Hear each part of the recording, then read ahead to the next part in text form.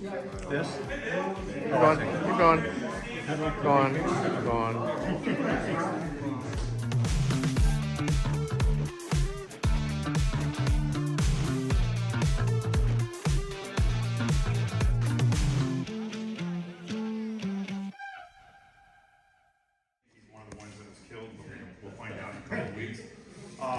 He asked me to introduce our demonstrator, who's a good friend of mine, and I'm going to introduce him. He said, say a few things about him. Mitch Matsey has been doing bonsai approximately, 19 years, and he's been one of the lead volunteers with some other of us, well, not us, them, at the Huntington. Mitch really has a fantastic collection of tropicals, and he also likes cedars. So tonight's demonstrator, Mitch Matsey.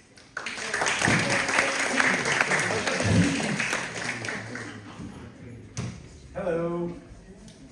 Tonight we're going to talk about ficuses and their use in bonsai. I'm going to start, I think, with the demo tree and see how far that takes us. This is being the demo tree. And then I'm going to loop back and talk about some other ficuses that you could use, different varieties you could use in bonsai, which this side of the table is there. And if I get time, I'll talk to you about cleaning. These two are the same variety of ficus. But anyway, I'll start talking about this one first. First thing I want to do really is kind of analyze this tree. This is a ficus. It's called Salicaria now. Some people know it as Silicicaria or narrowfolio, but the current taxonomy is Salicaria.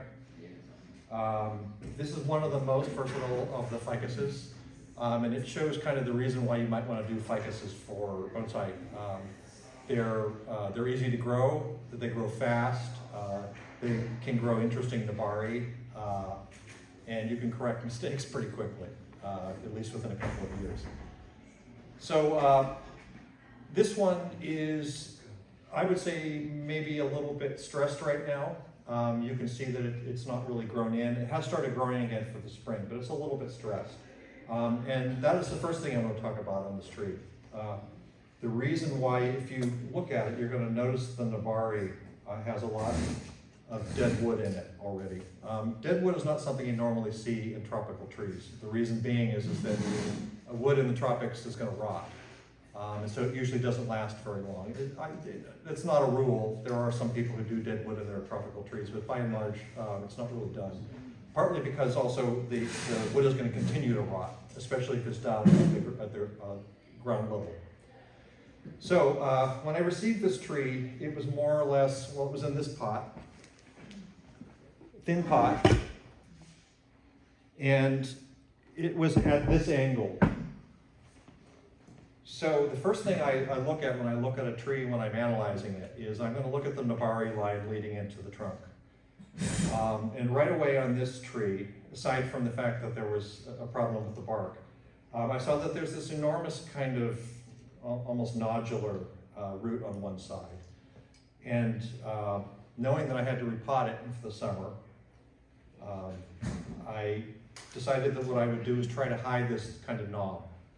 And that's why I buried this side of the tree so that you don't notice that as much now. Now with the dirt back in its place, you'll see that the knob is kind of a lot smaller and more in proportion with the other roots. So that was the first thing I needed to decide. Then the second thing after that I looked at is what's going on here in the trunk. And what we have is kind of a really sort of not nice reverse taper right in here. And so that becomes the second thing I needed to find a solution to. There are a couple ways one could do this. You could air layer this tree. Ficuses in general air layer very well. But they also do cuttings very well too. So usually when I'm taking branches or parts of the trunk off, I'll just root them in pumice and sand, a mixture of pumice and sand, rather than air layering. Air layering takes a lot longer. This will probably, we're going to cut this one off. And it'll probably be ready with roots on it in about 3 months' time. So not really much need to do air layering if you do the propagating in the summertime. That's the proper time to do either one, actually. So then the next thing I decided is how many of these trunks I'm going to save into this design. Now, generally speaking, you don't want a reverse taper, and you don't want anything with a clump or multiple trunk situation to be wider than the trunk itself. So what we want to try to do is try to minimize this width right in here. I think when this tree returns to health eventually, it probably will thicken out below here.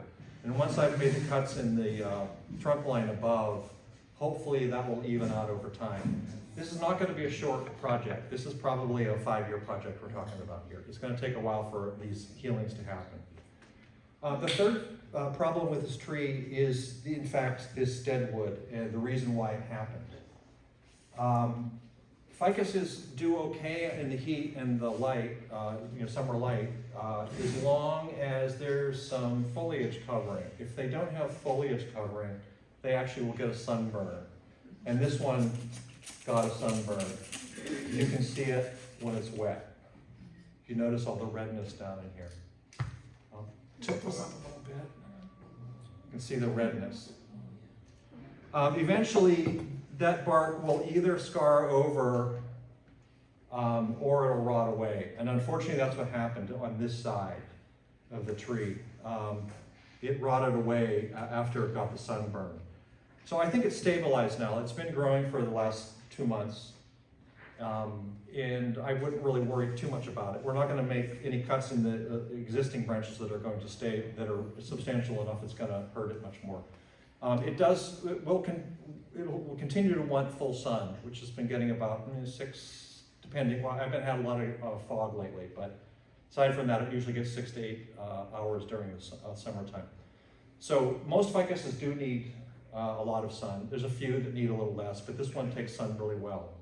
And it takes moderate watering. So after I decided what I'm going to do is take some of these trunks out to try to minimize the reverse taper, decided which ones I'm going to go with. I decided that, again, the first thing I look at is the Navari and where the front of the tree is. In which case, this is the front, how I've determined it. So what I'm going to do is I'm going to take off the very largest trunk. That's the one that's pulling the most energy of the tree, and it's the one that's causing the biggest part of the thickness. So this one will come out, and I want to end up with probably 3 trunk lines in this. 2 would be a little unbalanced because it would be one-sided. So if I took these 2, it would all be on one side. If I picked these 2, it would all be on one side. Same thing here. So I'm going to try to come up with kind of a triangularization, which means that I'm going to use one of the medium-sized trunks and 2 of the smaller ones. So what I'll do is I'll take off this tiny little trunk here in the front and this very largest one in the back. Yes? Would you ever put a cover over the roots for sunburn? Yes, and I was going to get to that later, but this is how I have been growing it. I'll show you quickly. I use window screening when I'm shading. I also use this for moss. And what I do is I just double it over. And this is how it's been growing for the last about 6 months since I've had it, with the window screening around there. And that way you can move it, it's pretty flexible, you can move it to get it onto the bark itself. And then I just put a piece of wire around it. Here's a piece of wire, which I'll put on before we finish tonight. Okay, so the first thing I want to do is, I'm going to go a little out of order here. We're going to take this one off in a minute, but what I want to do is I'm going to do the remaining 3 branches. I am going to do a cut to make them bend. Now these 2 probably would do okay with a large gauge wire, but this one won't. It would crack if I broke it. However, there is a way you can take these branches and put movement into them by making a wedge cut in the middle of the trunk and then bending it. So I'm going to do a trial run on this trunk that we're going to get rid of first. This is a little bit nerve-wracking, I will say. No pressure, Mitch, no pressure. you have to get through the trunk about 60% of the way. 50% won't do it, you won't be able to bend it, and 70% is a little too much and might become too flexible. So when you do the cut, I'll show you more whenever I do it here, but you want to make sure you get an angle right. Which way do I want this branch to bend? In this case, I'm going to bend it. I'm going to bend it right here because there's a natural curve in it. Eventually we're going to cut this off so it doesn't matter, but I'm doing a test run first to kind of show you what you do before I actually get to the real one. That way if I make a mistake on the first one, the second one should go better. It is, like I said, it's a little nerve-wracking. So now, this trunk right here is thick enough and has enough branching in it that we could probably take, I'm expecting 3 cuttings off of this. So what I'm going to do first is take the top part off.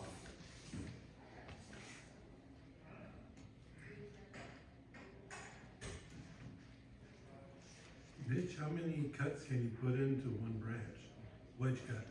Can you do 2 or 3? I wouldn't do more than 2. I've done 2. I'm afraid that if you break the cambium line too many places, you won't get growth back. I haven't tested that on 3 yet, but I know 2 works. 3 I'd be a little suspicious of. Okay, we'll get back to that in a minute.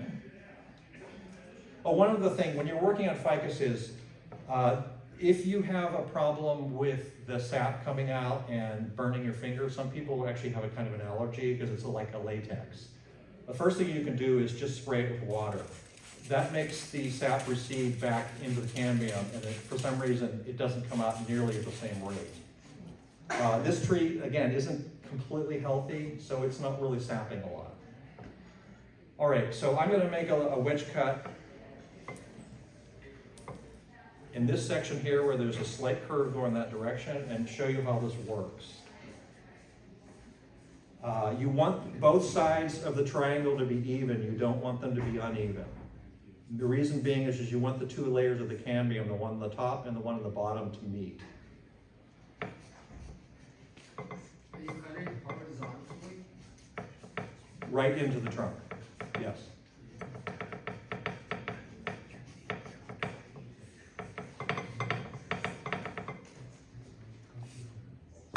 That's too noisy.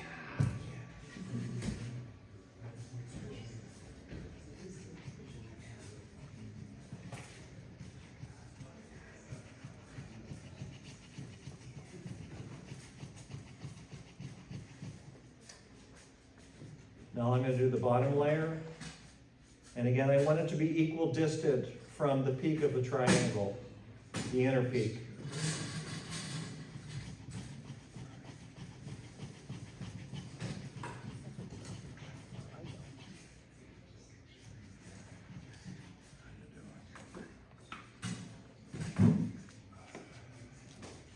Right. Can you all see the little triangular wedge in there?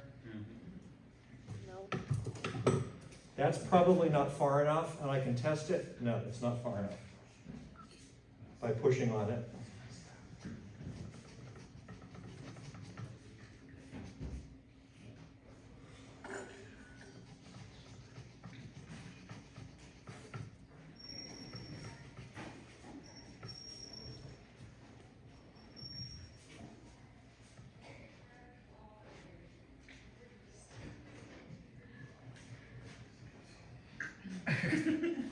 Okay, it broke.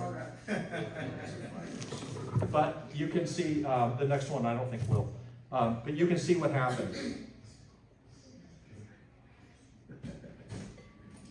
The cambium meets in the middle.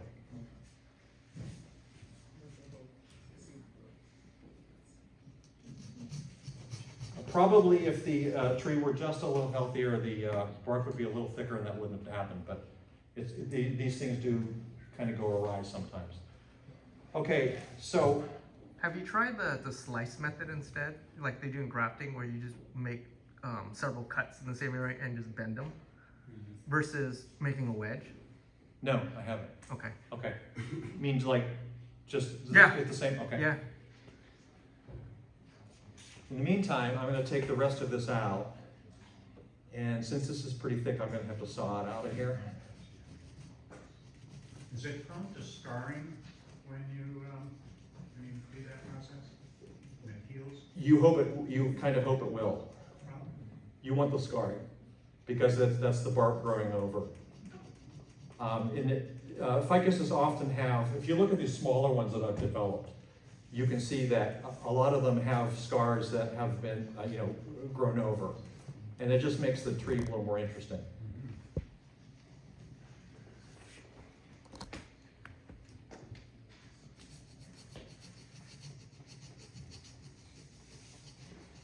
After you bend it with wire, how long you gonna, the wire have to stay on?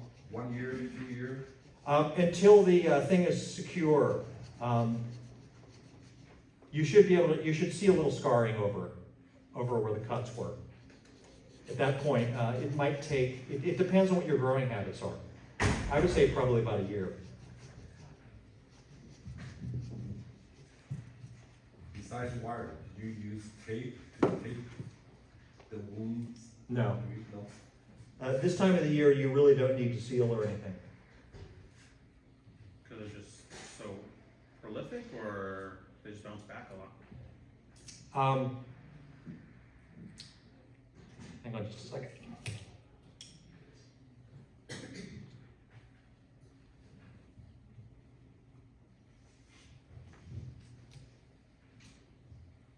It's kind of like pine trees.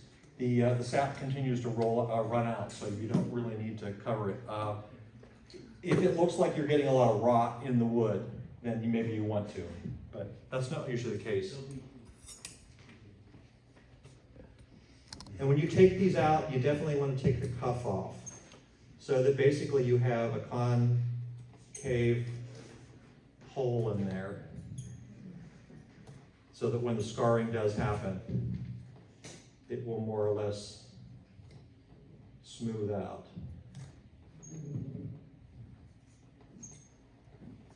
There is a little bit reverse taper in here. I don't want to cut too much off of that because the lifeline is coming up to this branch, which I'm going to use.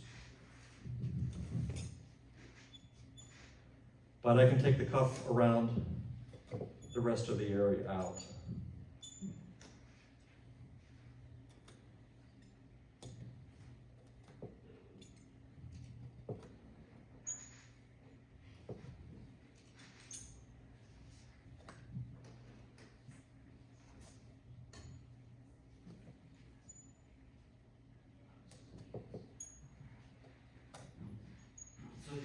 You don't put a sealer on there, huh? No. You can, it won't hurt it. But this far up the tree, it's not gonna rot. If it were a rainy season, or if it were a place where there were a lot of rain, yeah, I would cover it. But no, there's no real reason to. It's not gonna recede much more than this. Okay, then I'm gonna take out the small one in the middle here.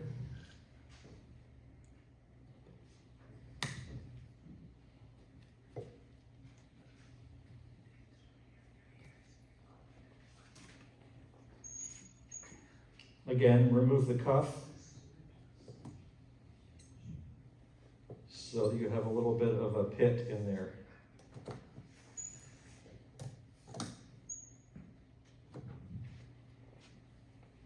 Actually, while I'm thinking about the sealing or not, one thing, whoever gets this, it'd be a good idea when you water it, you leave the netting on it, but don't water the areas where there's bark missing. That could recede more. This is a place where if it does start to recede, then I would seal it. I would let it dry out first though. Push the soil away, let it dry out, and then put a sealer on it. At the moment, it's been holding. It hasn't rotted anymore. Okay. So here we have basically a triangular setup. We're probably gonna move this, I'm gonna move this trunk to your right. And now talking about the height of the tree,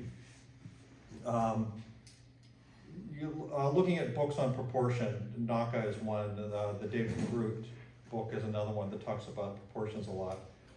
Generally speaking, what's considered to be a good proportion for the width of the tree versus the height of the tree is about 1:6.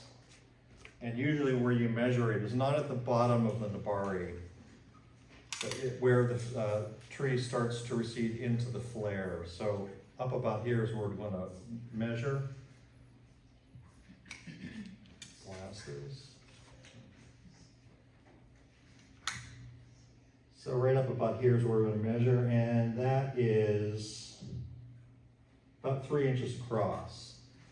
So a 1:6 ratio of that would be about 18 inches tall is where you could go.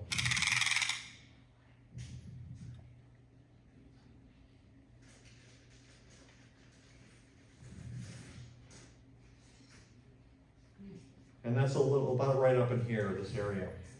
So what we're gonna do is I'm gonna go a little lower than that and we're gonna grow into it. It turns out that there's a growth pattern about this area on each of the trunks where there is some budding out.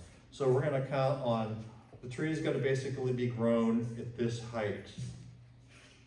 And you we're gonna go after an umbrella shape here. That's gonna take a while to develop. It's not gonna be there right away. It's not gonna be obvious.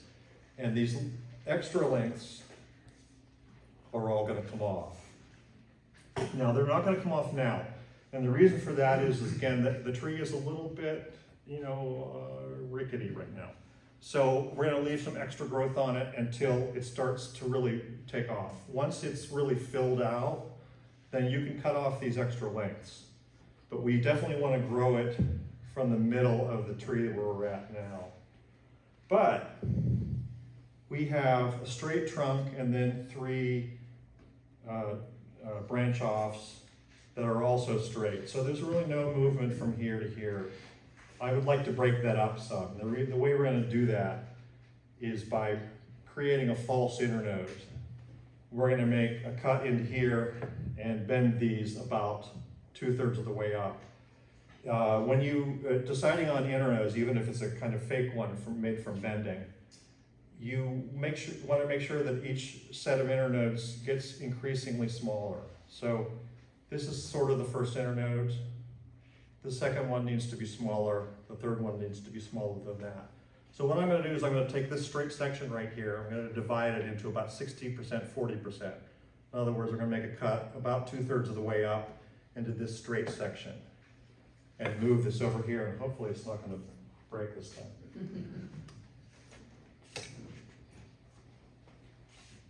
And I'm going to mark that.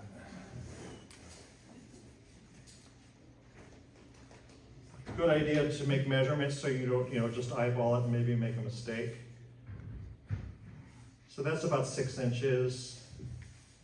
We want to make a cut about 3.5 to 4 in there.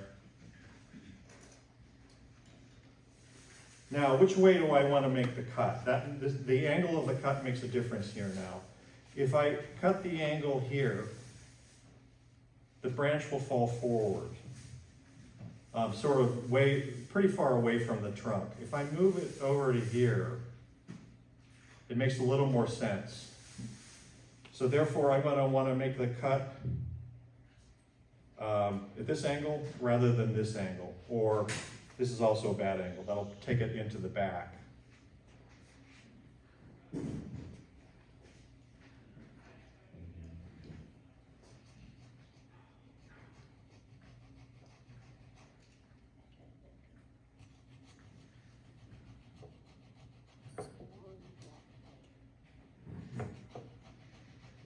I think the other thing that happened on the other one is I may have made the wedge a little bit too wide. So I'm going to make this one more narrow.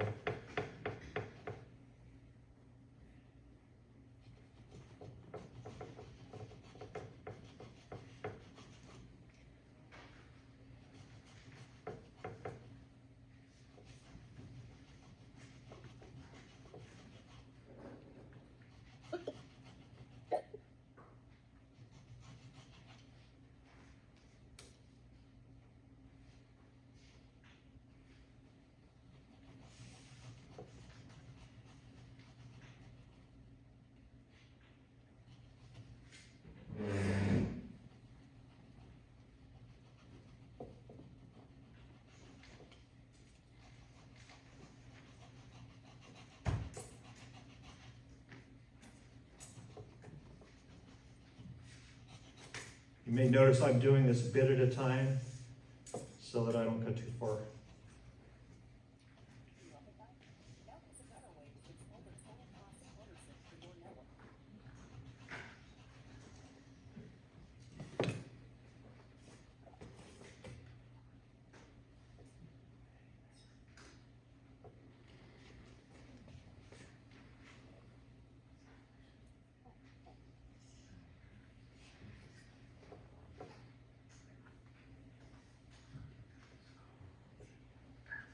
It's brittle.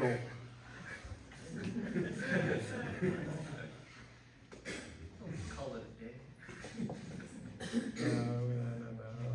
Don't get some glory. Again, it wouldn't be this brittle, I think, if it were a completely functioning tree. But would it be helping to let the tree dry out so it'll be not as moist? No, that would be actually the reverse. Drying out would make it more brittle. What I could do actually, maybe. It's coming.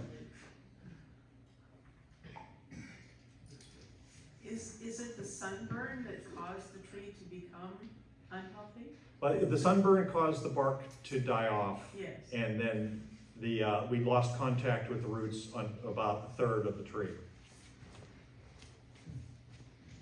That did it.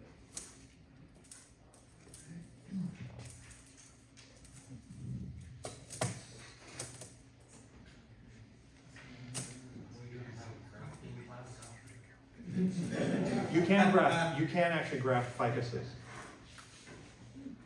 There was about 2 years ago at the California Bonsai Society show, there was a very large, I suspect it was probably a microcarpa tree, that they grafted burtt-davyi twigs onto.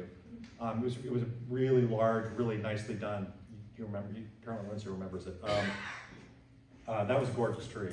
And that took a lot of grafting. I mean, there were probably, I don't know, several hundred grafts on that.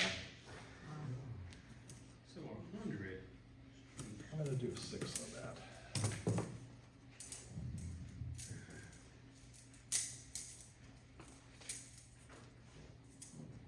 Mitch, how long do you leave the wire on? Probably about a year, but it depends on your growing habits. What you want scarring over the wound. Once the scarring is there, you can take it off.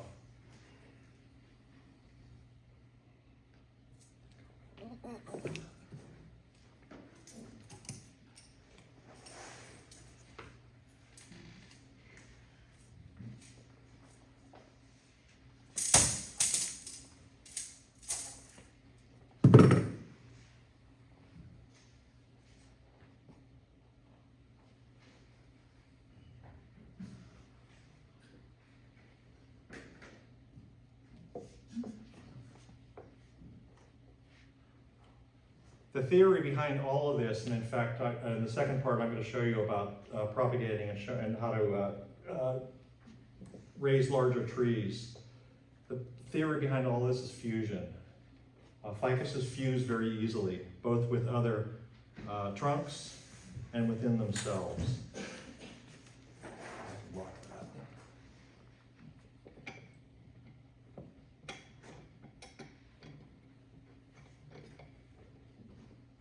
Okay, it's locked.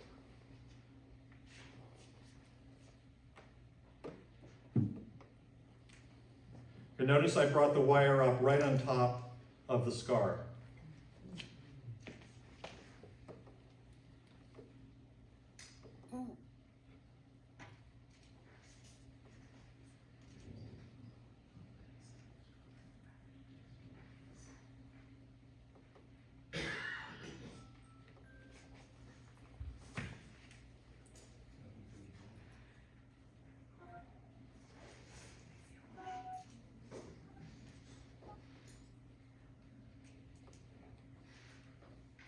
In 800 feet, turn right onto South Bonneville. You arrived. Ellen, you have arrived.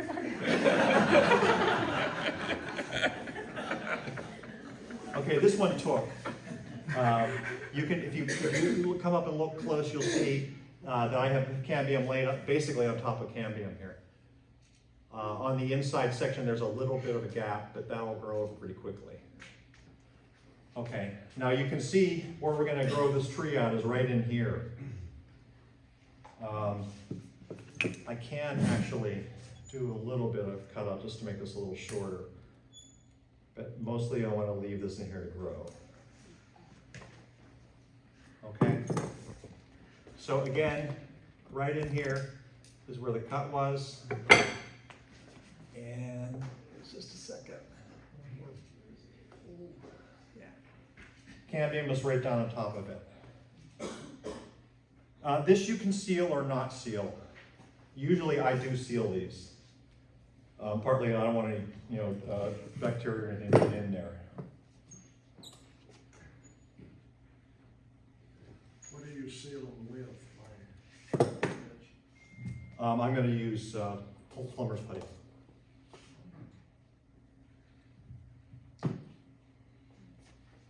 Really? Plumber's putty? Well, it's marketed as bonsai putty, but it's plumber's putty. You can get this at Home Depot for a lot cheaper than those little things. The more you know.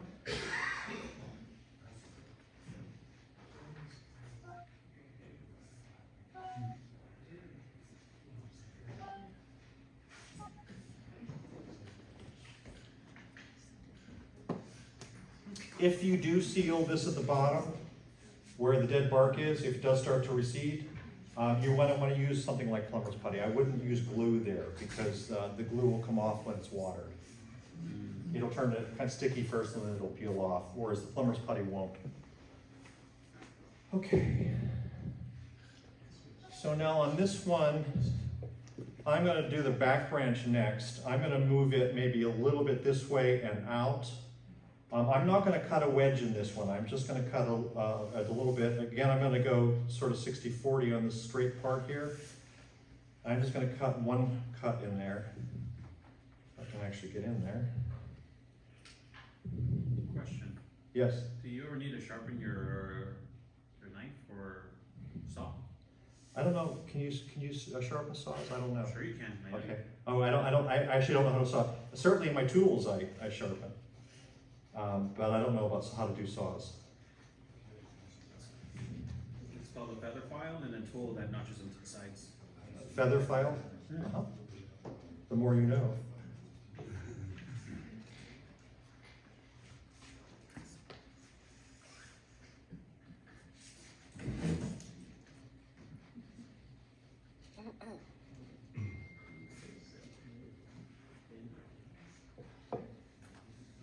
Okay, and again, this is a small branch, so I don't need to do a full wedge on this. This is just going to give it a suggestion of where to bend. And I'm going to do the same thing on the right facing front branch. Again, not completely forward, I'm going to angle it more this way.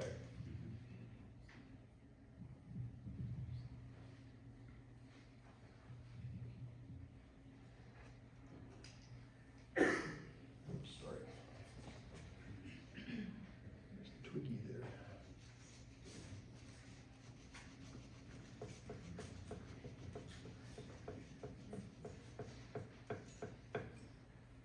So the thickest branch will be your apex? You're not really gonna have, you're gonna have an apical dome on this thing. It's not gonna be an apex. Probably all parts, there's gonna be parts of all three of these branches are gonna be growing in the center. And you wanna create something out of all three of them. I don't think on a three trunk like this, I don't think I would try to get something growing out of the middle. You'd have to do something really artificial by growing it back and then back and then back. So it's better, I think, maybe to just grow an apical dome in the middle of it all. So like This tree's not gonna be looking like a pine tree. This is gonna be looking more like a tropical tree, more like a banyan style. It'll be basically kind of an umbrella about this size, going, maybe this size. Going right in here. Mostly flat. A little like this picture right here. I'll get to these in the second half when we talk about references and stuff. These are good books for tropical people. Okay, and then I'm just gonna wire these two branches. We're not gonna do too much styling on this tree because there's nothing really grown in where we want the tree to be. These, most of the growth is at the ends of these things, and we're not gonna be using that. Possibly maybe some of this, definitely not these. And the reason being, this trunk has a little bit of taper from this segment to this segment to this segment. This trunk doesn't really have much taper. It's pretty much straight the whole way. So it's not very interesting as an extension. We really only need to use up to this section right here. And then we'll grow these out, and then the taper will come out of the smaller sections. That's why we're gonna be cutting this off. Whoever gets this should be cutting this off. Too straight, too long. 5 wire width.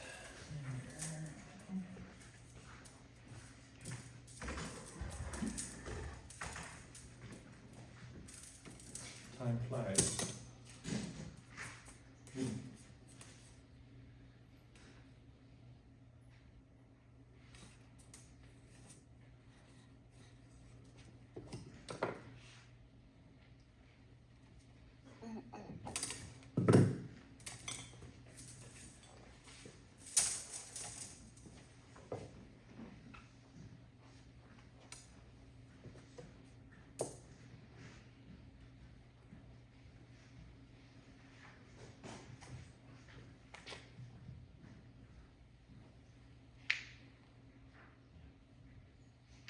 Okay, the direction of the wire also matters. Because this is going to be bent this way, I need the wire to come over the scar there, as opposed to here.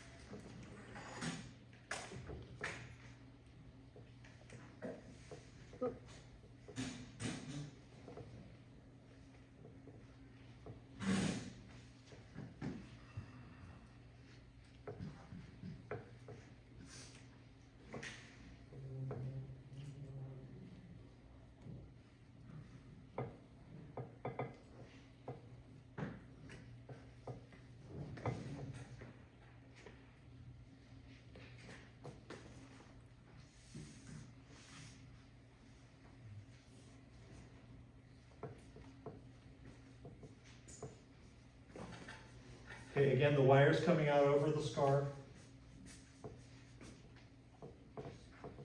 So that when I bend it, there's actually something behind it.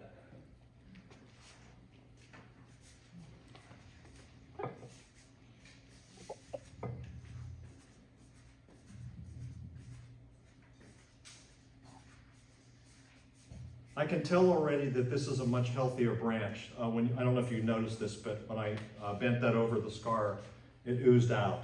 So that's a pretty good sign. This didn't ooze very much.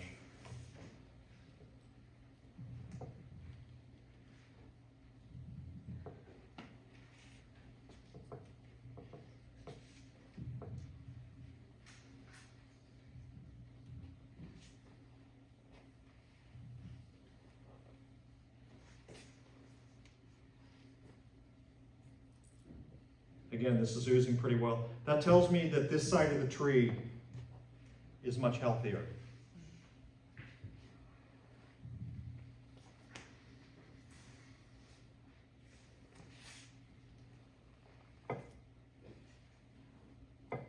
Does that change what you're gonna call the front? No.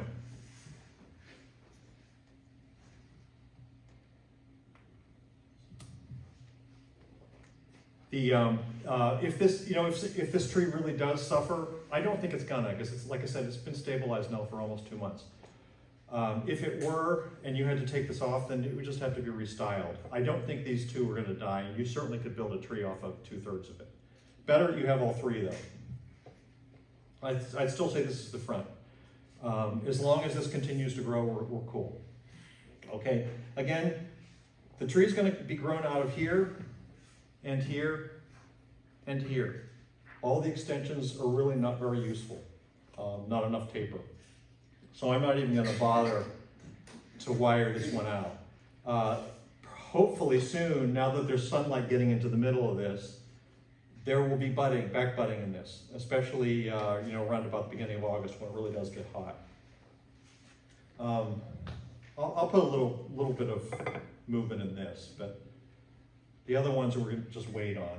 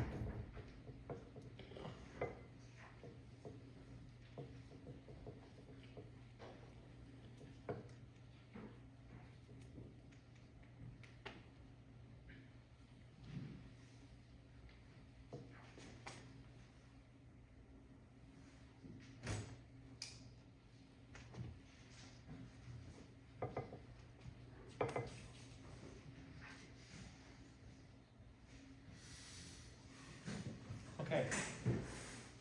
That's probably about all we can do on this tree today.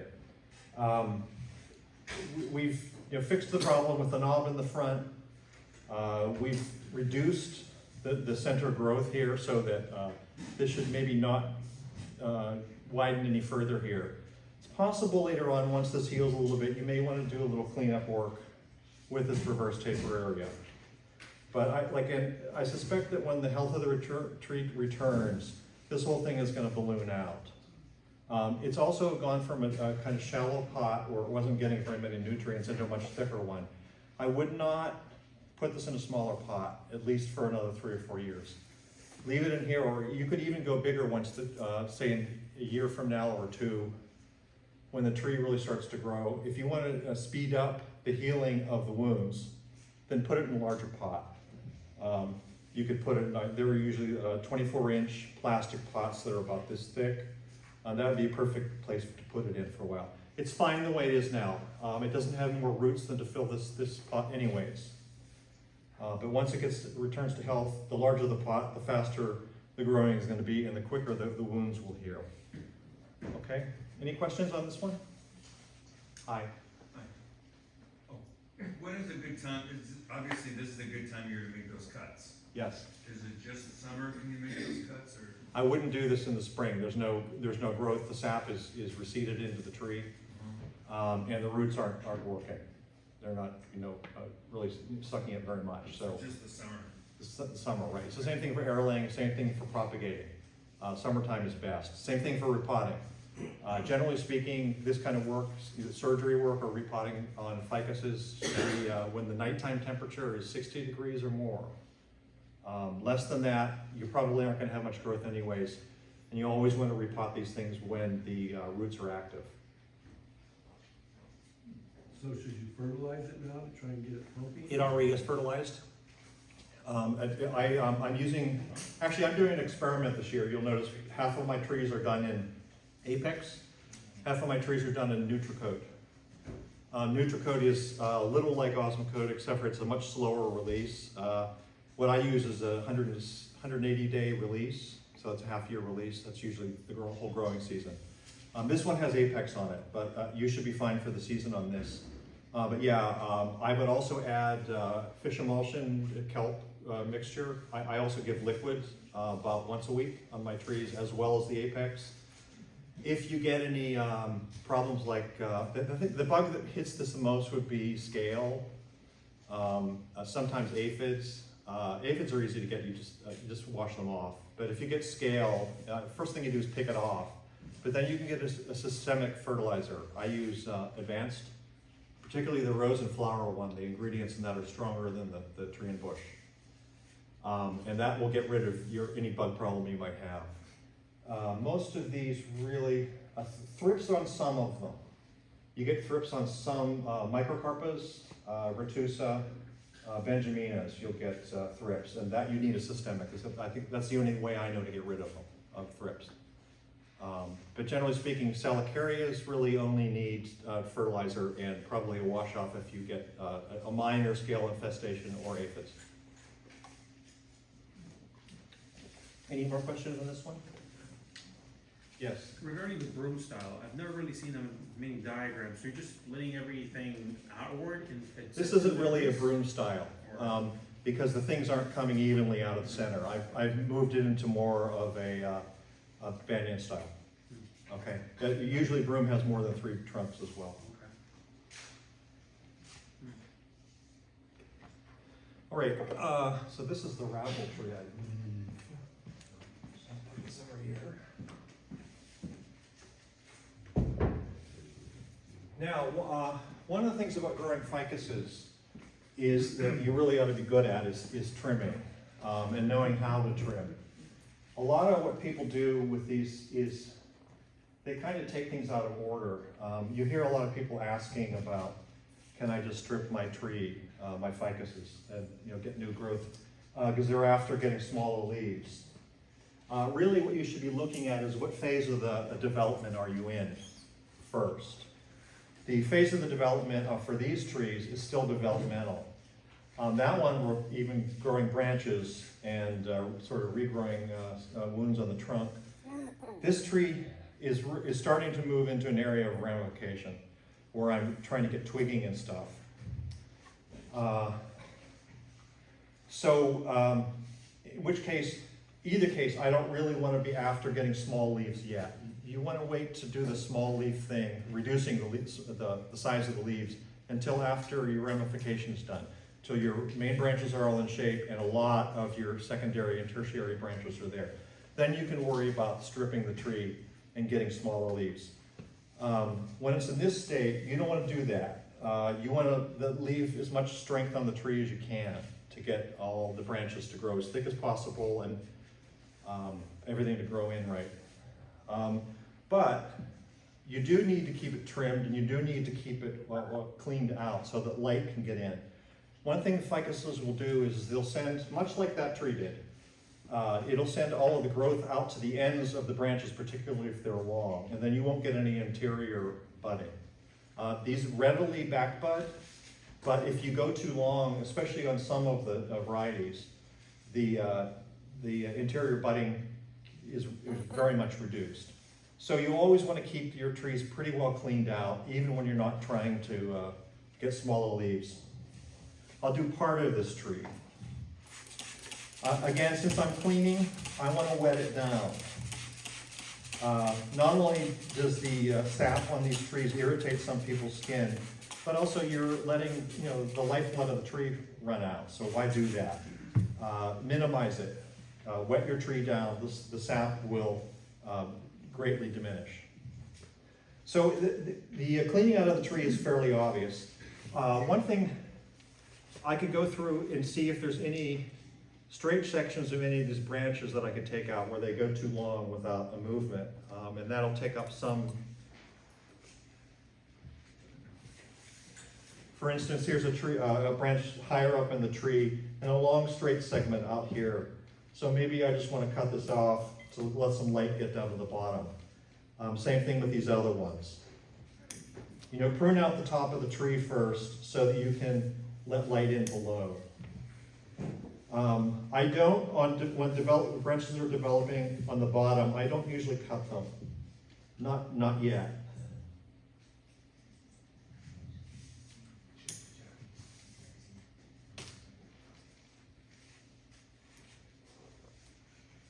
So, and the other thing I want to look at is, when cleaning, how much do I want to take off a skinny branch versus a thick branch? There's a very thick branch here. I can afford to take lots off of this. The second branch is over here. It's kind of skinny. So I'm probably not going to want to cut this. I'm going to let this extend. I do, however, want to clean. And what you do on ficus is it's the same as almost anything else. You want to take all the top pointing leaves and the bottom pointing leaves. Generally speaking, take every twig down to 2, maybe 3 leaves. That will leave the battery on the branch so that energy continues to get there and it continues to grow. Most importantly, leave the bud at the end of the branch or any buds that are growing in the middle of the branch. Don't take any buds off. Always leave those so that the tree is ready to blow out more leaves.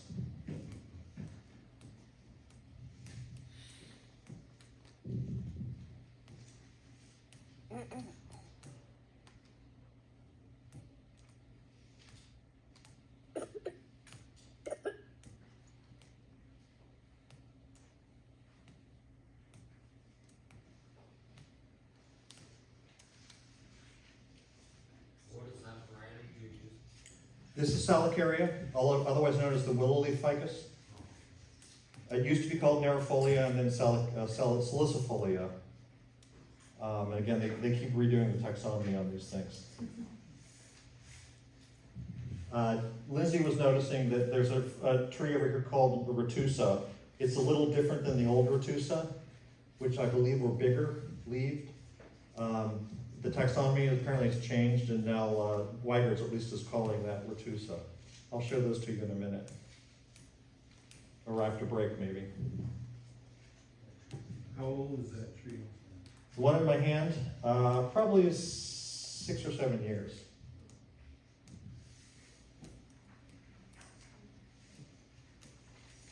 I'm just going to get one side out of here so you can get a basic idea of how this should look.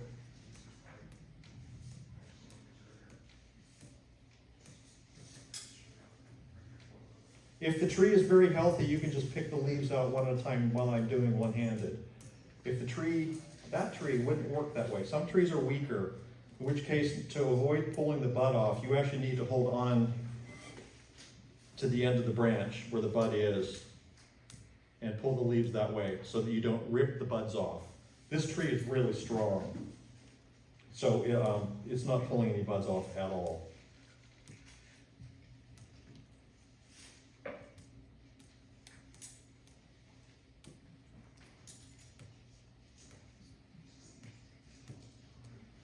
Was that a seedling or a cutting? This was a number of cuttings. I'm going to talk to you. This is another tree that was fused.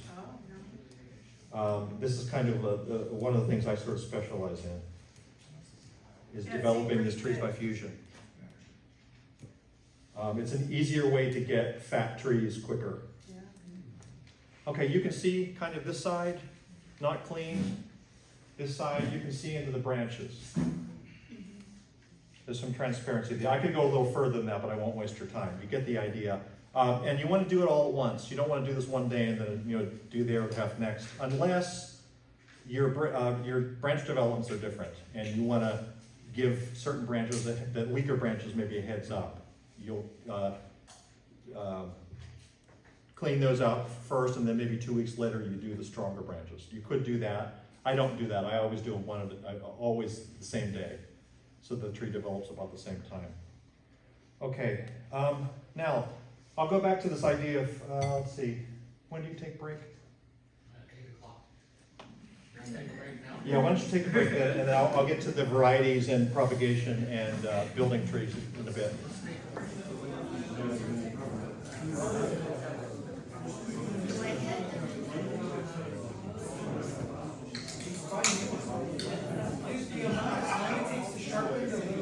A little unexpected. A little unexpected.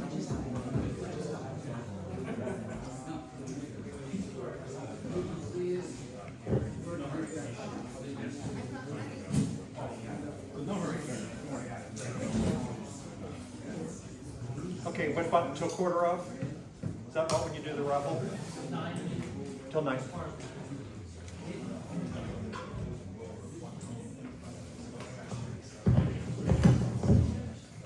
You can go long. It's okay. I have no work tomorrow. We're all good. Yeah. I'll get it. Okay, there we go. All right. Teachers. So, part 2. I should let these out during a break, I'm sorry. I can put them around if anybody wants to pass them around, you're welcome to them. These are reference books. Oops. Sorry. No, you're good. I'll move back here. No. Reference books on tropicals, These are put out by bonsai clubs in Florida.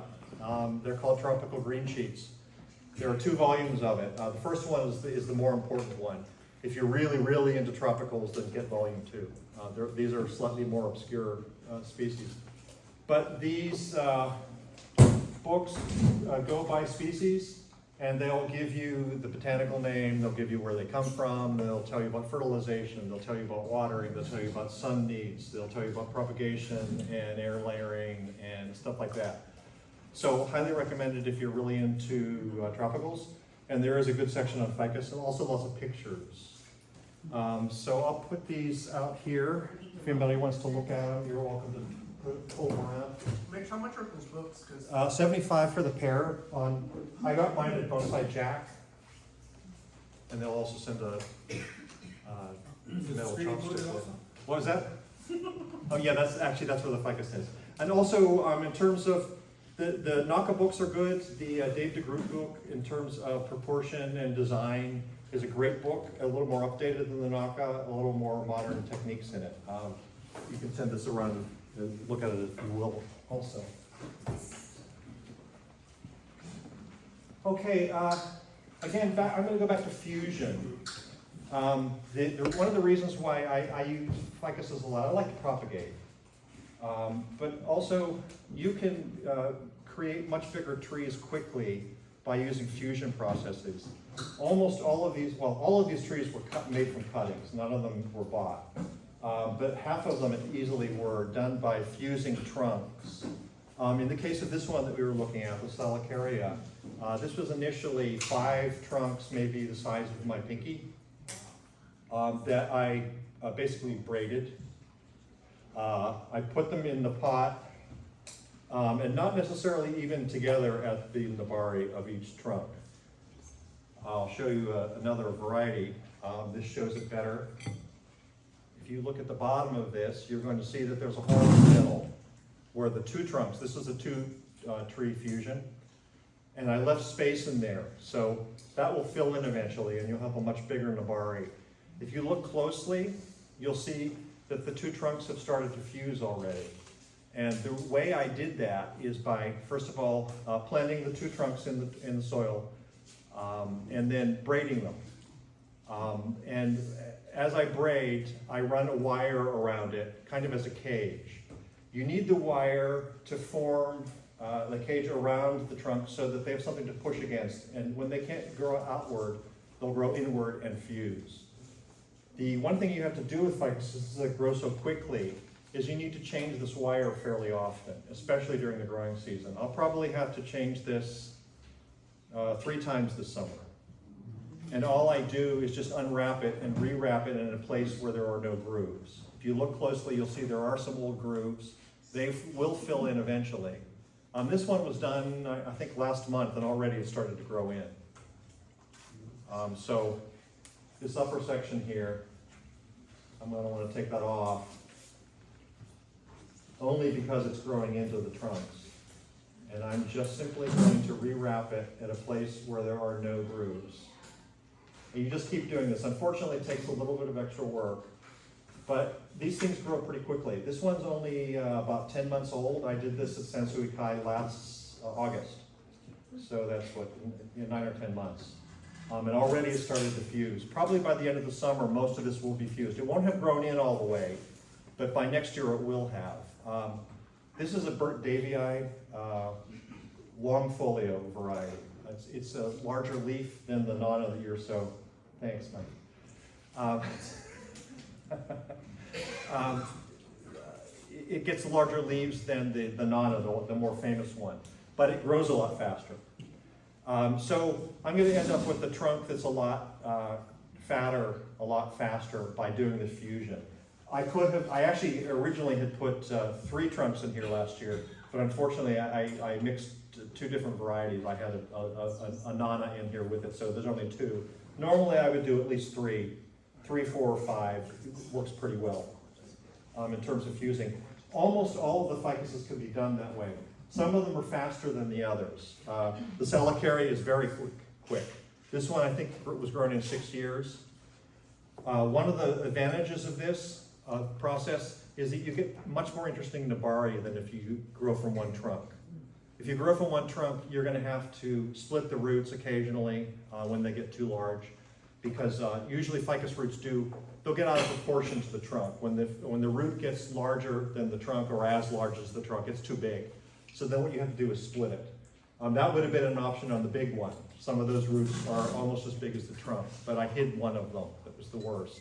So I decided not to split it. Splitting a root takes a lot more time to recover because it's in the soil line. When you do the fusion, the nabari grows in a kind of interesting way as well, especially when you grow in small pots. I don't put this into a larger pot unless I want to have most of my branches in place and fused, and then I can put it into a larger pot. If I put this into a larger pot now, the roots would grow out of proportion just because of the speed of this plant. So therefore, I keep it into a small pot until I have my branches in place. One more year, there's a couple of branches at the top that are not fused yet. Once these are fused in about one more year, I'm going to put this in a larger pot and grow the whole tree bigger. But again, not until everything is set. And again, I'll try to pull this up here so you can see how interesting the nabari is. Okay, I'm going to go through a bunch of different varieties now and the positives and minuses of them. Yes? That larger burtt-davyi, does that leaves get smaller? Yes. This is the same variety. This is burtt-davyi longfolio. It's been in a smaller pot for a while. That's part of why the leaves are smaller. But also I've kept after this more in order to make the leaves smaller. I haven't done any leaf plucking on this at all. And that's simply because I want the strength of the tree to go into fusing the two trunks together. Whereas that's already done. The movement of the trunk is already done. The longfolio has some advantages to it. This is the burtt-davyi again. These are the South African figs. They're called veld figs. The longfolio has some advantages to it. One is that it grows a lot faster than the burtt-davyi nana. That's a very slow growing tree, and that's why they're usually expensive when you see them on the market. The longfolio you don't see very often. They grow a lot faster.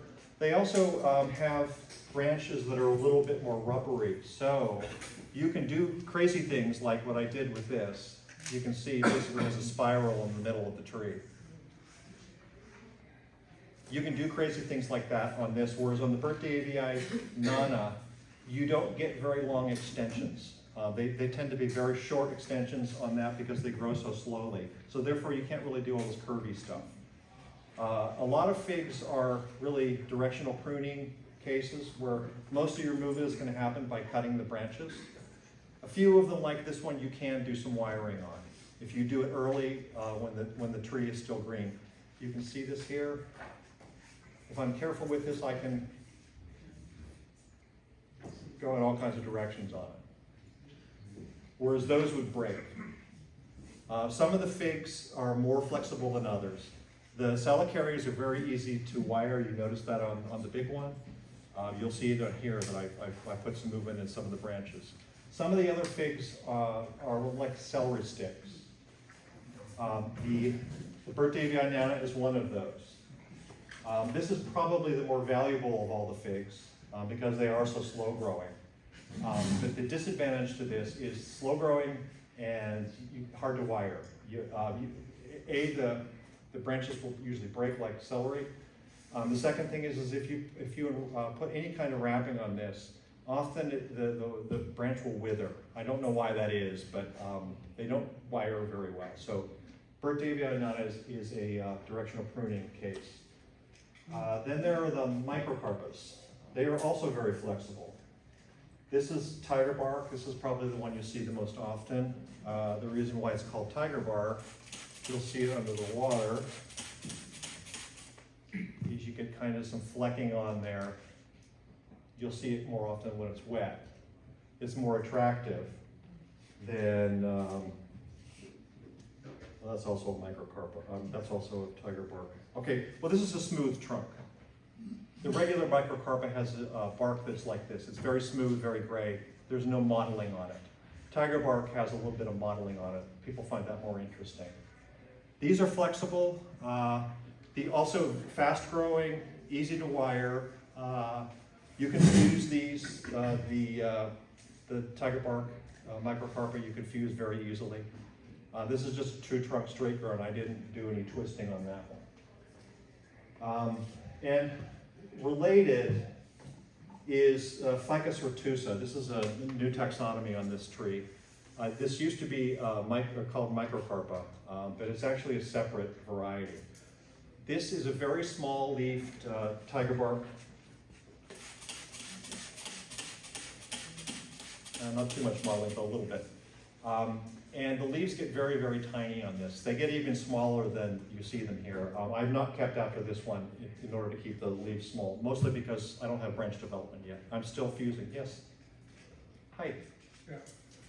Quick question. When you were fusing your trunks there, before you went, did you strip the bark at all? Or Never. Never strip the bark, no.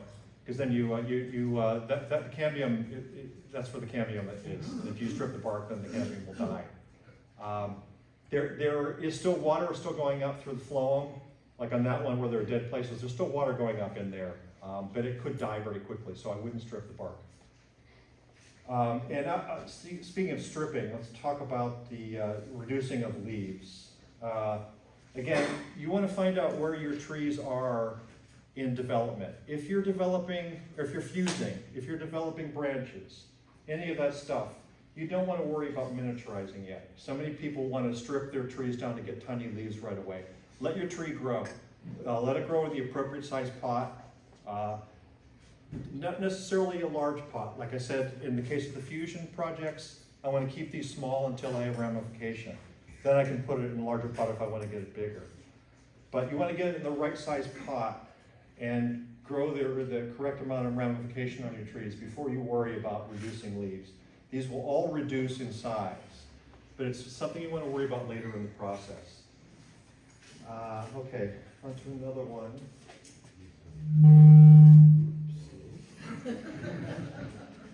I'm not good with technology. Okay, this is a tiger, this is a Green Island ficus. It's also related to microcarpus. You get round leaves. Sometimes you call these, also call these Green Island figs. The taxonomy on that is mixed. Also reduces very small once you get ramification, and doesn't require a very deep pot. Most of these trees can be grown in very shallow pots once you're at the desired effect in terms of nabari and ramification. You can put them into small pots.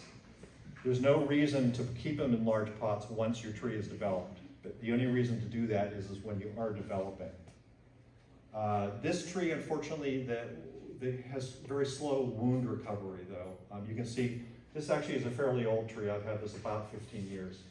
And yeah, and it's from a cutting, but you can see the wound on it is very slow. So that's one of the disadvantages of Green Island. They don't heal as fast as, say, microcarpa or salicaria. You can grow Benjaminas too. Sorry. This is a particular kind of Benjamina. I know some of you will raise your eyebrow when I say Benjamina, because most of them are kind of sort of trees. This one is a special one. This is a variety called Wianda. It's also very much like of the celery growth. So this is really only for guy wires and directional pruning. If you try to wire this, the branches will definitely die. And they break very easily. So it takes a little more care in order to get any branch development in it, but it's worth it. You can see you get these very unusual kind of fat profiles on these things. This is also pretty old. Well, old for a ficus. It's probably, I've had this almost the entire 19 years or so I've been doing it. Any questions so far? What about aerial roots? Aerial roots are difficult to get in our climate. You can get them if you have a greenhouse. They grow pretty readily if you have a greenhouse, and they grow readily in Florida or New Orleans. Out in the, outside here in California, there's not enough humidity. Long Beach, you will. Oh, is that, Boston Beach, at the beach it will? yes. Okay, Gardena, even that far away. okay. They will, But will they get to those kind of really large? yeah, Okay. Some of these trees do get aerial roots, but they don't develop very big, at least where I'm at. Especially the burtt-davyi, all varieties of them will get aerial roots. And in fact, that's one way to know when you need to repot your burtt-davyi.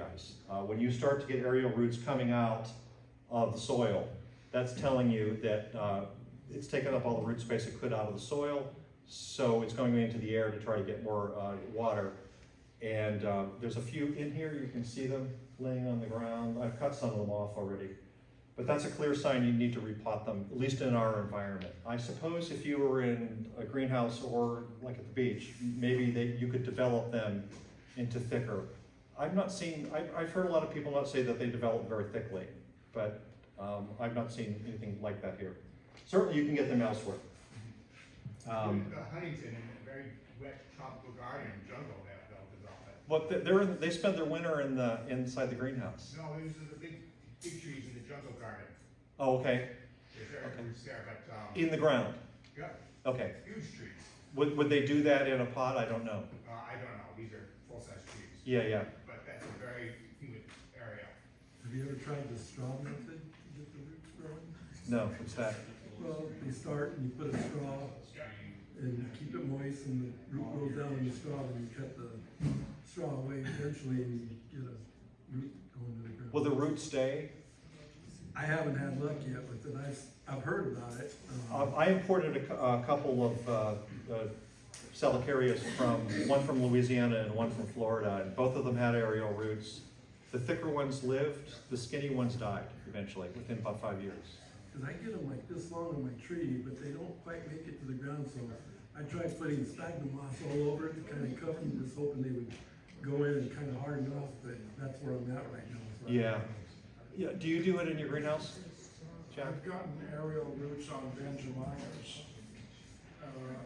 It took about 2 years. I had to wrap the entire trunk with sphagnum moss, put some netting around it to hold it all in place, kept it moist, and in about a year I could see roots, but they were still small, and I was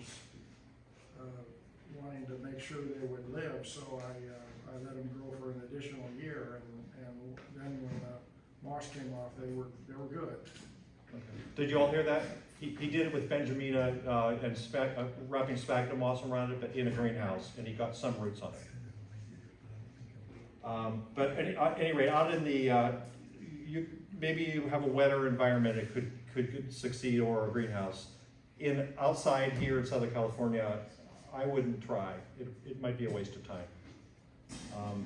Because I've seen them develop and they die off pretty quickly. There's just not enough humidity to keep them going. Yes? I see a lot of them with fruits or berries. Do this have viable seeds in them? Yes. Oh. Yes, I've seen some of them. Now, I don't know that I've seen all of them sprout, but I've certainly seen some of them sprout. Okay.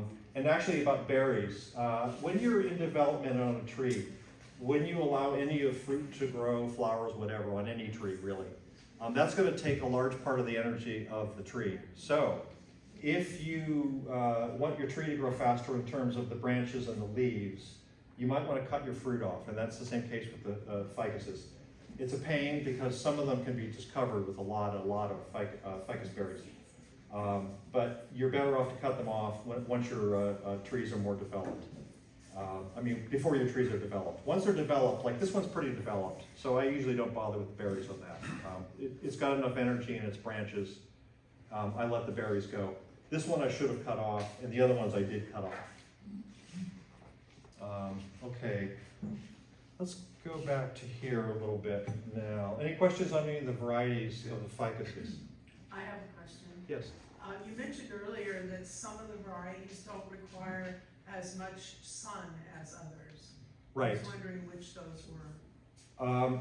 Certainly the Retusa actually doesn't like to have full sun all day long. This is like a 4-hour a day kind of, it'll grow actually, but what'll happen is it'll get a yellow edge on the leaves. So the leaves will turn a little bit yellow. And that's one thing, you can look on microcarpus too. Sometimes they'll turn yellow if they're getting too much sun.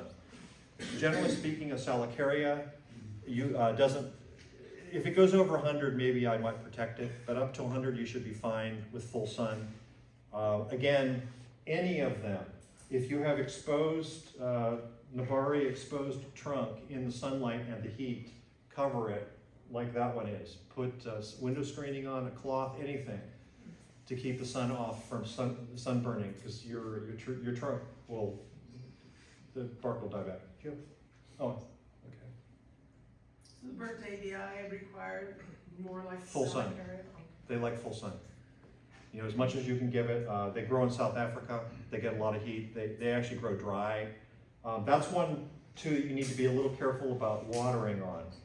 Both the burtt-davyi longfolio, the burtt-davyi nana. There's a third burtt-davyi, it's called normal. The leaves look quite a bit like the Green Island. In fact, it's hard to tell the difference between them. All of those, full sun, watch out for your watering, especially like in the winter. Once it starts getting cold, you might want to go to every other day watering. In the summertime, in the growing season, I never let any of the ficuses dry out. There's no reason to do that, it's not safe. Water them every day. In the wintertime, the burtt-davyi should be cut back. They can rot pretty easily, and also the leaves will, or excuse me, the branches will start to wither a little bit if they're overwatered. See if there's any of it over.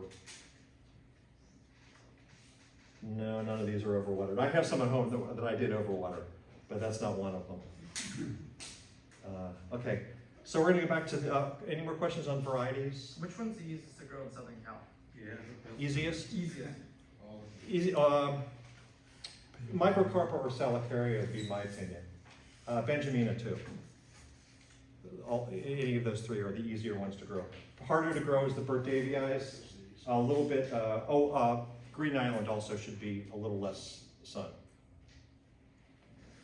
So that's Green Island, Retusa. What was the Benjamina again? This is Benjamina. This is Benjamina, but it's the Waina variety. What we under variety? They called it a too little ficus. Is that? It looks like that one you just had in your hand, and you cannot bend a branch at all. This one? No, it'll break. No, but is there one called too little? Might be. There is. I'm not familiar with it. It's called too little. Yeah. It has a small, Yes. small layer. It won't bend at all. Do you know what their variety is called? Is it a I Benjamina? was told it's called too little. I was wondering if you. Is it a Benjamina? Yeah. Then it's Wionda. It looks. There's two Wionda varieties. Like the leaves on that, what you just had in your hand. Like this one. Yeah. Yeah, that's Benjamina Wionda, and they do break like celery. Yes. Yes, exactly. So that would be a too little? I don't think, too little, I don't have a too little, so I have a Lucy, which is very similar to too little, but it's not the same. Okay. But it is more tolerant of wiring. Among the ficus that I have, the one which is the least wireable is Benjamina contorta. Okay, this is actually the new taxonomy for contorta. Oh, okay. Yeah, well, you know what they're like, they're very brittle. Right, they're very brittle. Like I said, directional pruning or guy wires. Yeah.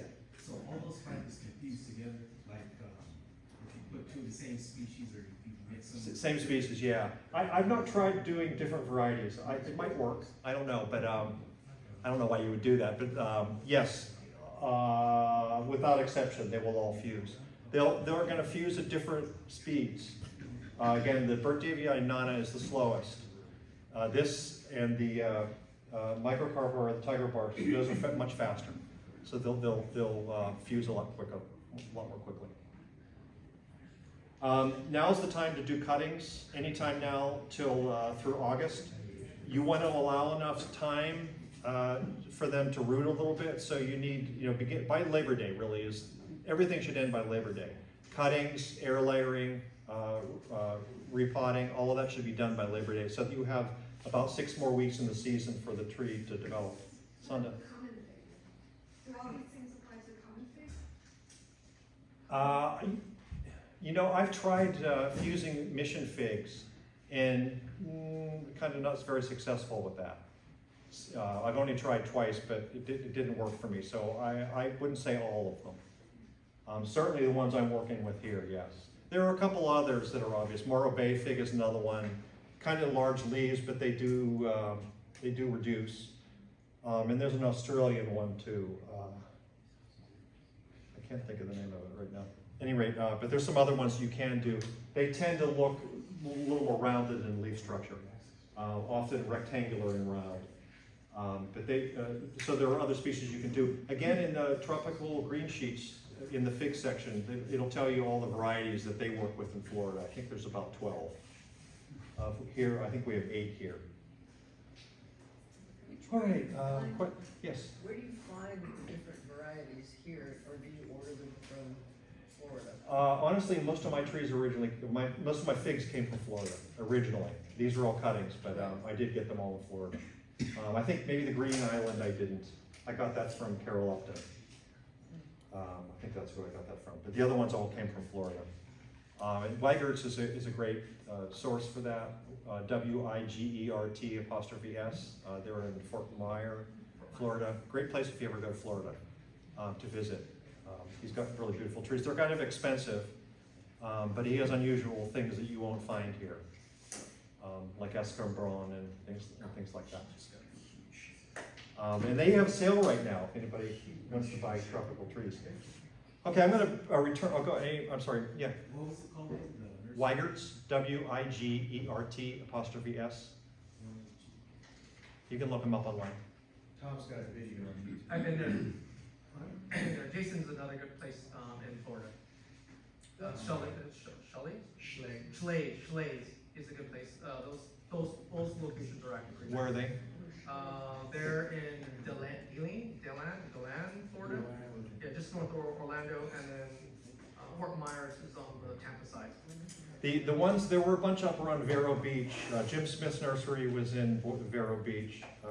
He's one of the people that developed a really small version of Salicaria.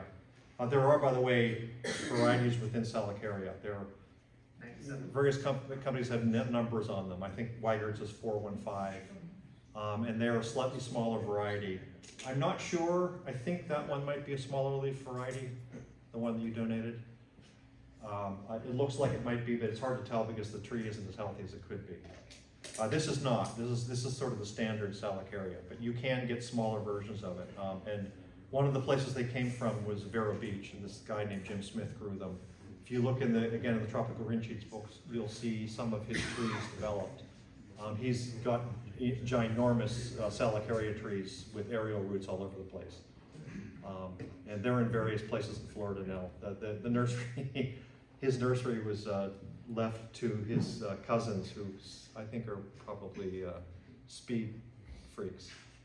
They certainly seemed like it last time I was there. Scary. Any more questions on the varieties? Okay, so I'll go back to this one. Actually, let's clean this one out a little bit. So this is a different variety, and this is the fusion project that I was talking about. I got to make some cuts in here to let this thing grow appropriately. One of the things you're doing when you're trimming is you're basically controlling the way the tree is going to grow. So I want to look at this tree and decide what it is I need to grow next. And really, the tree is going to be a Shohin tree. So it's going to be from here into this section in the middle, which means that all of these big twigs out here are going to be useless eventually. However, until this thing is fused, I need all the strength of the tree I can get. So I'm going to leave all of these growing long, and I'm going to leave all the buds on them. But what I am going to do is on the branches where there are extensions, I'm going to take off some of the large leaves and anything that's blocking light coming down into the middle of the tree where I want it to grow. Do you vary the soil? Not much. Don't use much water? Not much. What I do for soil is 60% scoria, and that's mixed between red and black. The reason why I use red has more organic compounds in the red because it's grown with pine, in pine soil. And I do 20% pumice and 20% akadama. That's, the akadama you need in order to absorb the fertilizer. The molecules of the fertilizer don't really stick to scoria or pumice, but they will to akadama. So it's important to have that in there. The pumice is necessary because we have heat waves here, and you want something that absorbs a little more water. So I up the pumice level in this. On my other trees, I usually use something more like 10 or 15% pumice. I use more pumice on ficuses.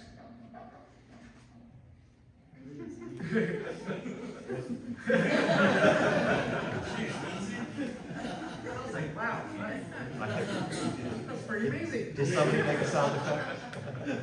I was doing the pizza.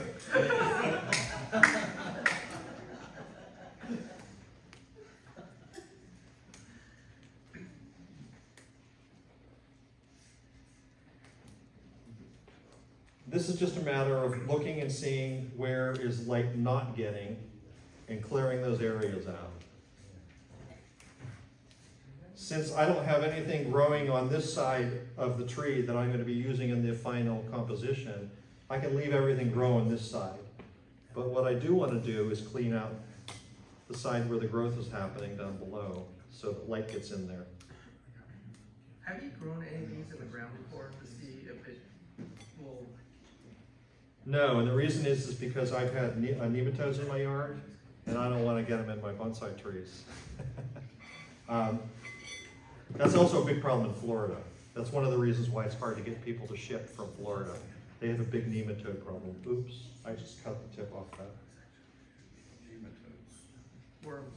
Nematodes are bugs that live in the soil. They burrow themselves in the roots of a tree, and they'll grow up actually into the bark and kill your tree eventually.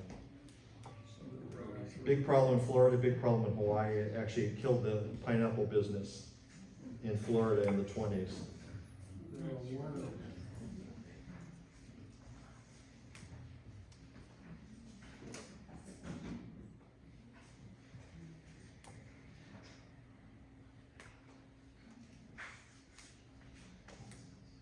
Again, basically I'm cutting this down to about a 1 to 2 leaf per twig and leaving the tip.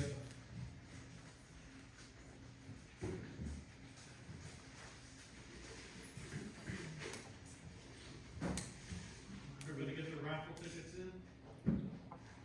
Good? Okay, here we go. You can see the parts of the tree that I'm going to use are here. These other trees have been, these other branches have been cleared out so that light can get straight into here, but we're still leaving these kind of, these leaves, these batteries basically, to build the tree enough that it'll continue to fuse fast. I'm hoping to have this completely done by next year so that I can put this into another pot with a fused trunk that won't need the wire cage anymore. Have you tried graphing tape instead of wiring? Instead of using the graphing tape or like pallet wrap instead of wiring? Good idea. No, I haven't. Wiring? Yeah, mostly because I had wire in. Another thing too, you don't necessarily, this is a good opportunity to use used wire. I like to recycle my wire, and I use it on these kind of wrappings. And the reason is because the more kind of flaws you have in the wire you have, the less uniform the wire spiraling is going to be. So if you have places where the wire doesn't actually meet with the trunk, that's actually good. It's a place that it won't. Anything you can do to sort of mix up the spiraling that happens, because it can take a while to recover. And if you have an even spiral around there running all the things, you see obviously how it was made. Whereas if you kind of miss a spot here and there, it's going to muck it up a little bit. Are we there? I think so. Okay. All right. Any questions? The rows in feed and systemic that you were talking about, on the bottle, it says not to use it on container plants. That's wrong. You can use it in container plants, and you can use it more than once a year. I use mine 3 times a season, and on almost all of my bonsai trees. Well, I used it on lantana and I lost some and I lost the whole tree except one branch on a very, very nice lantana. Huh, So on lantanas, you don't Okay. wanna do that. with okay. that pot. I've not had a problem with any of my other trees. I have, I don't know, at least 50 species, and it's not had trouble. I don't have a lantana. On everything else, I used it, even pine trees, and it's not a problem. Any other questions? Mitch, Yes. the thing I'll say about the pesticide laws is the label is the law. Okay, Just to keep yourself covered. okay, And that's a legal document. okay, gotcha. But, I'm speaking of my experience, and if that's illegal, oops. I don't, some of these things, if you don't put systemics on them, you really can get inundated with some pests or funguses and stuff, so I do use it fairly often on some of the trees. I agree that you have to be careful. You want to try to keep it out of the groundwater if you can, because it is bad for the bees. And with that, thank you. Thank you, Mitch. Thank you very much.